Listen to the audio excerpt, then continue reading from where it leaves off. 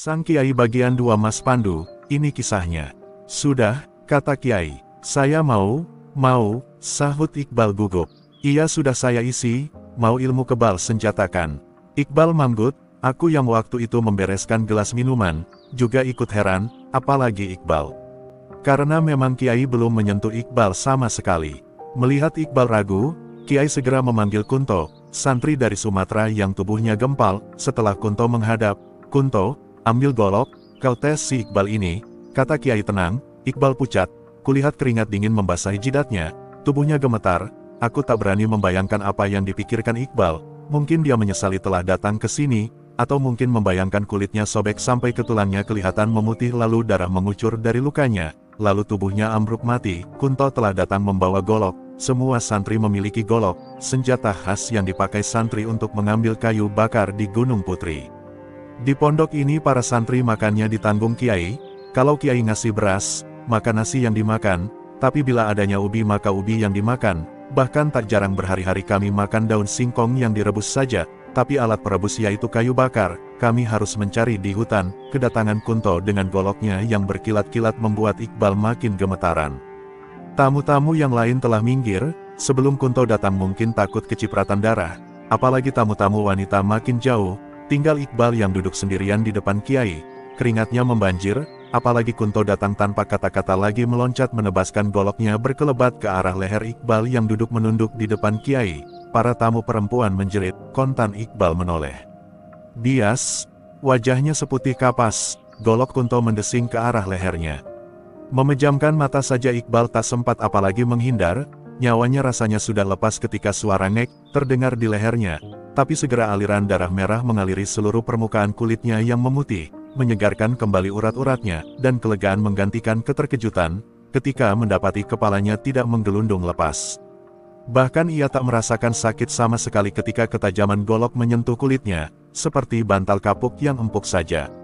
Semua mata yang menatap lega, dan suasana segera dicairkan dengan ketawa Kiai, yang menyuruh Iqbal melanjutkan uji coba kekebalannya di luar, karena Kiai mau menerima tamu yang lain. Oh engkau rupanya Nyai Bundo, kata Kiai, diiringi senyum.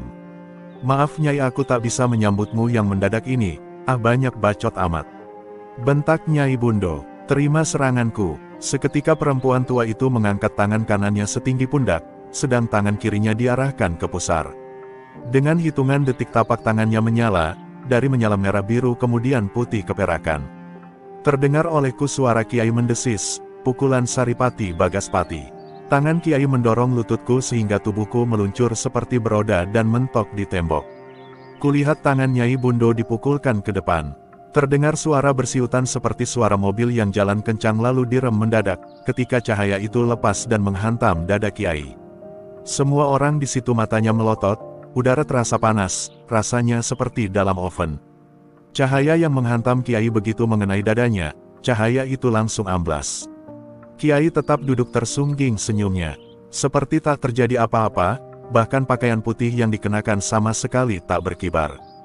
Jelas hal itu membuat Nyai Bundo makin marah, dan mengulang pukulannya sampai berulang kali, tapi hasilnya sama, Kiai tetap duduk tak bergeming. Bedebah cilik, sihir apa yang kau pakai? Nyai Bundo seperti tak percaya, ilmu yang selama ini dibanggakannya seperti tak punya kekuatan apa-apa. Padahal biasanya yang terkena pukulan yang telah dilambari Aji Saripati Bagaspati, jangankan manusia, kerbau pun akan hangus terbakar luar dalam, tinggal mengasih bumbu sudah matang tak perlu dimasak lagi. Tapi ini orangnya masih hahak hihik, jelas membuat Nyai Bundo panas hatinya kicat-kicat. Sare Nyai, ayo duduk sini, kata Kiai masih terus ketawa. Walau masih besengut nenek itu pun akhirnya duduk di depan Kiai, lalu Kiai mengangkat tapak tangan kirinya seraya berkata, Nyai, nanti apa yang keluar dari tapak kiriku, dan engkau bisa mengambilnya maka itu menjadi kisah hakmu. Nyai Bundo penasaran matanya menatap ke tapak tangan Kiai yang terpentang. Nyai Bundo memandang tak berkedip ke arah tapak tangan Kiai yang perlahan tapi pasti mulai memerah dan semakin merah bercahaya. Ketika dari dalam telapak tangan itu keluar batu mirah delima, batu itu terlihat merah menyala-nyala, sampai lengan baju putih Kiai ikut menyala. Segera tangan kiri Nyai Bundo meraih punggung tapak tangan Kiai, sementara tangan kanannya mencoba mengambil mirah delima yang menyala-nyala itu, Tapi alangkah terkejutnya karena batu itu seperti lengket di telapak tangan Kiai, lebih lengket daripada lengketnya perekat Raja Lem sekalipun. Nyai Bundo mencoba mengambil dengan segala daya kekuatannya. Sementara Kiai terkekeh-kekeh, keringat Nyai Bundo membanjir, dan asap putih tipis mengepul dari rambutnya menunjukkan bahwa Nyai itu telah menggunakan kekuatan tenaga dalamnya. Malah batu sakti itu tak bergeser sedikitpun, dan lagi ketika batu itu masuk lagi ke dalam telapak Kiai, tangan Nyai Bundo ikut terbetot masuk ke dalam. Sontak Nyai Bundo membetot tangannya, setelah batu itu lenyap. Itu mungkin bukan rizkimu Nyai, mungkin yang ini rizkimu. Lagi-lagi dari dalam tapak tangan Kiai yang terbentang, perlahan muncul gagang keris berukir burung Garuda. Keris itu perlahan keluar dari tangan Kiai yang sama sekali tak berlubang apalagi berdarah. Separuh keris itu masih menancap di tapak tangan Kiai. Nyai Bundo pun lekas memegang gagang keris dan mengerahkan semua tenaga dalamnya disalurkan ke tangannya yang menggenggam keris. Dengan mudahnya keris itu dicabut. Serit, seperti mencabut rambut dari adonan roti. Ketika keris telah tercabut, betapa Nyai Bundo matanya melotot terkejut.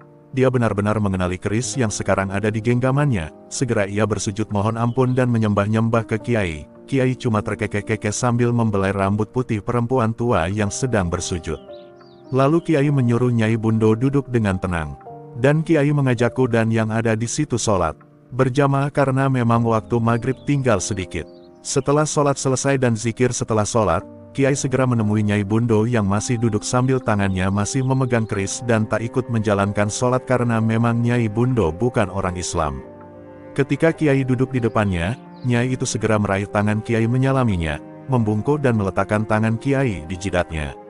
Maafkan aku guru, yang bodoh ini, tak tahu tingginya gunung di depan mata, bimbinglah aku guru. Suara Nyai Bundo mengiba, tak seperti pada saat kedatangannya, yang menantang-nantang.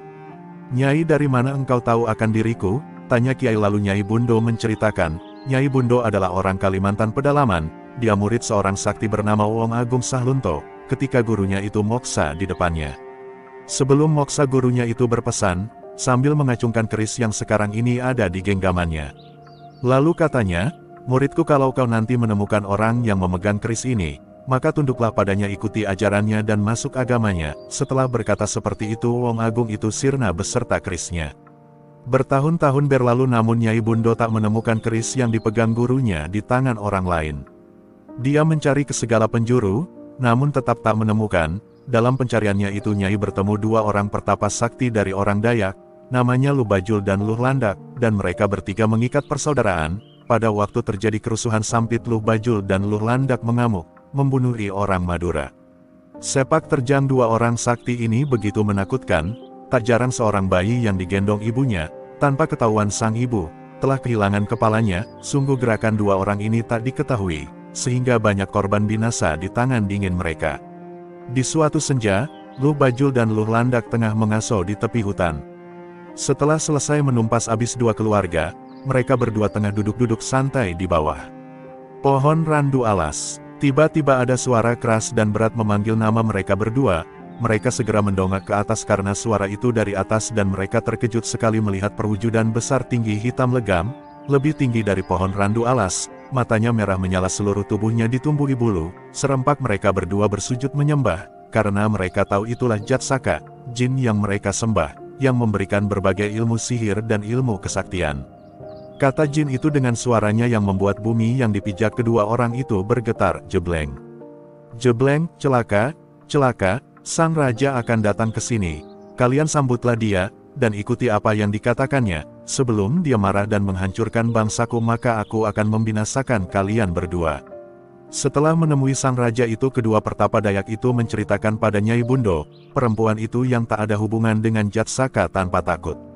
Dengan petunjuk dari Luh Bajul dan Luh Landak segera mencari keberadaan sang raja. Aku jadi ingat pada satu malam setelah wirid malam aku tertidur pulas. Dalam tidur aku bermimpi Kiai mengajakku, "Mas Ian, ayo temani aku jalan-jalan," begitu kata Kiai. Lalu Kiai menggandengku. Tubuhku terasa ringan seperti kapas, melayang cepat laksana kilat, melintasi pohon melewati gunung, melayang seperti Superman dalam film, melintasi laut menuju pulau. Perjalanan begitu cepat. Lalu tubuh kami melayang sebatas pinggang, nampak olehku dua orang duduk bersimpuh, menyembah-nyembah. "Ampun Raja, apa yang Paduka inginkan? Aku hanya ingin kalian hentikan membunuh orang, kata Kiai masih memegang pergelangan tanganku. Baik Paduka, kalau boleh tahu siapa gerangan Paduka? Aku Kiai Lentik penguasa Gunung Putri. Setelah berkata itu maka Kiai pun segera menarik tanganku kembali, melesat cepat, dan aku terbangun. Hari sudah pagi, kejadian malam itu aku menganggapnya hanya mimpi saja, ternyata kini aku tahu bahwa itu nyata. Apalagi setelah menguasai ilmu raga sukma, melepas sukma itu adalah hal yang biasa saja, terbang kemana saja sekehendak kita. Masya Allah Kiai, kisah ini sangat seru dan menarik, alhamdulillah.